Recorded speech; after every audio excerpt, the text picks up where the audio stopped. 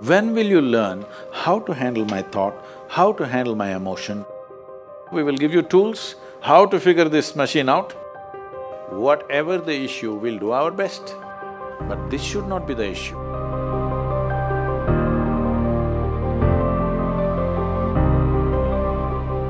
See, this is an unfortunate condition that a whole lot of human beings are in. In their experience, in their personal experience, life is like me versus the universe. Being in competition with the universe is a stupid thing to do. That's not a competition you must get into. Hello? Me versus the universe is a bad competition to get into. Would you also agree with me? So, this is why yoga does not mean twisting and turning your body. The word yoga means union. Right now it's me versus the universe. This is just your psychological condition. This is not the reality. Even when you feel utterly lonely, are you still breathing? So you're transacting with the world, isn't it? Yes? You only can't get along with the people around you, but atmosphere is okay with you, food is okay if it tastes good, water is okay. You have transaction with the world, isn't it? Your existence is constantly an engagement with the universe, but your mind becomes against the universe. If you create a psychological condition that you're against or you're in competition with the universe or the cosmos, obviously you will feel crushed for small things. Little things will crush you. When I say little things, maybe you failed your examination, maybe you got thrown out of this university, maybe you got fired from a job, maybe somebody ditched you, maybe something else like this happened. These are all small things between life and death. Because you came here with nothing, isn't it? When you die, there is no container service for you. You die with nothing. In spite of that, most people have turned their homes into warehouses. Most people are carrying such a huge baggage on their head, as if they're carrying the whole universe on their head. This is their own psychological condition. Your thought and emotion is what you're talking about, right?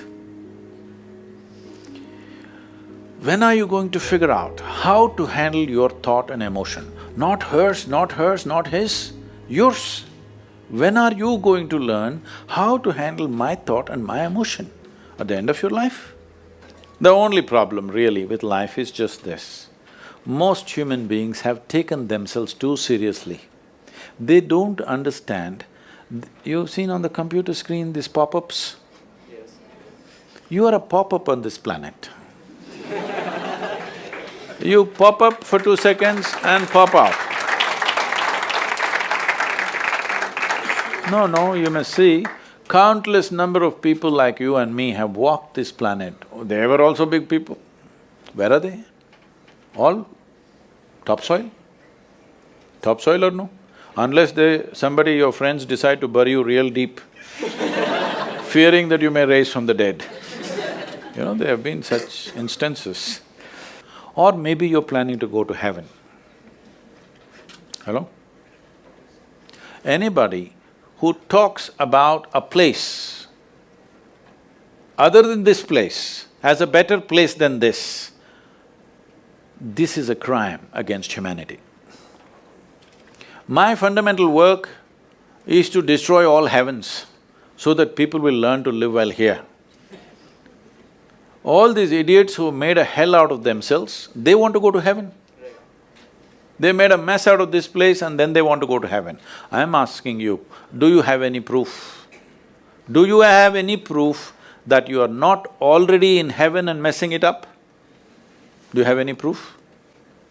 You're already in heaven, making a mess out of it. Yes, simply because you are not even learning how to handle your basic faculties of thought and emotion, isn't it? Your only justification is, everybody is like this only, that's how it is in a madhouse. That is how it is in a madhouse, only a doctor looks crazy. So when are you going to handle it? Slowly, at the age of 60? I'm asking. When will you learn how to handle my thought, how to handle my emotion, how to handle my body, how to handle my chemistry? When are you going to figure this? At the end of your life? Because this culture has grown, when to do spirituality means when you're 70, when you're no good for anything else. No, at the earliest possible time, whatever is most profound about you, not about heavens, about this life, everything that you need to know, you must know soonest, isn't it? Only then you will live a sensible life. Okay, if I tell you a joke, you won't get offended. Because this is the most serious crowd I've ever seen in the last few years. How many of them are journalism?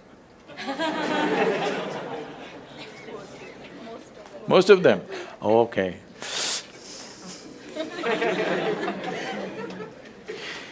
This happened. Shankaran Pillai, when he was in Paris, was married to a French woman. One day, it was their anniversary, first anniversary.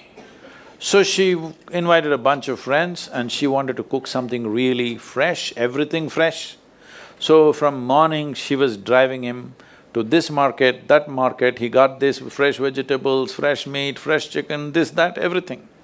Then in the evening she said, because the French have this, snail appetizer, she said, go to the beach and get some snails, fresh, and I will make some appetizer for all the friends who are coming.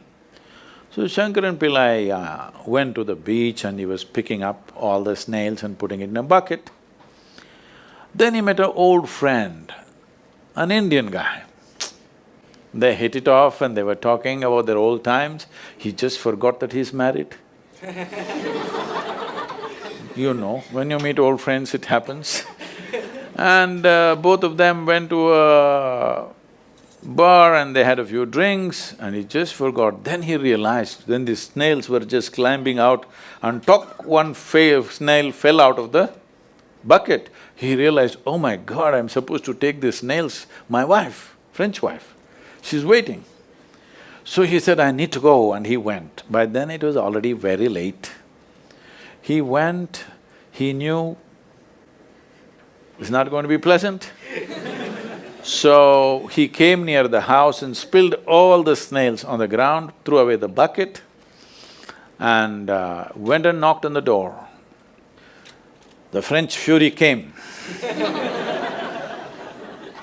He turned back and said, come on you guys, we're almost there, come on, let's go.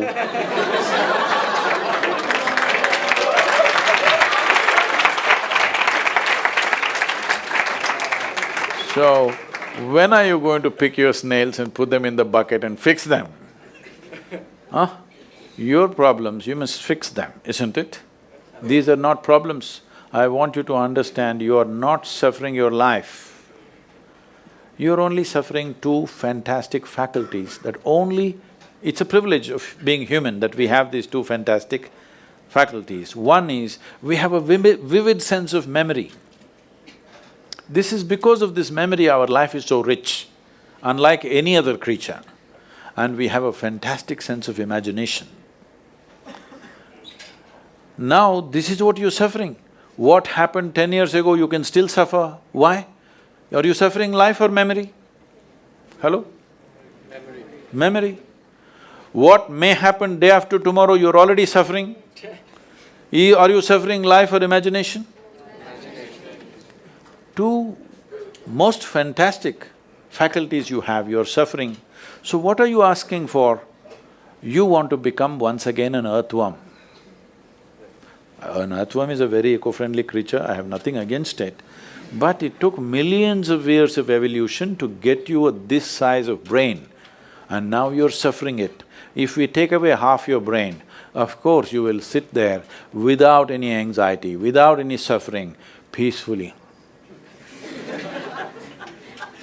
What we need is, we need to remove your brain, because you're suffering your own intelligence. Yes or no? Yes. Because we gave you a very complex machine, you have not bothered to read even the user's manual.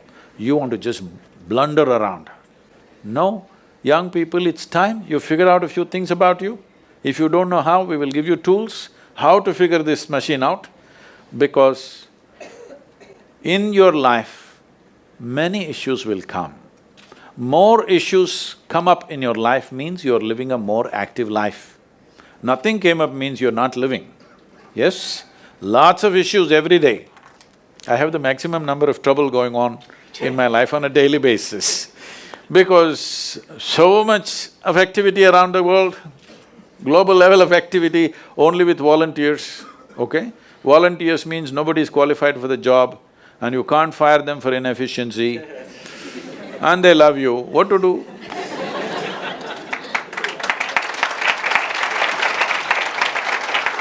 This one thing you must fix, that is, in your life, you are not the issue, okay? Whatever the issue, we'll do our best, but this should not be the issue.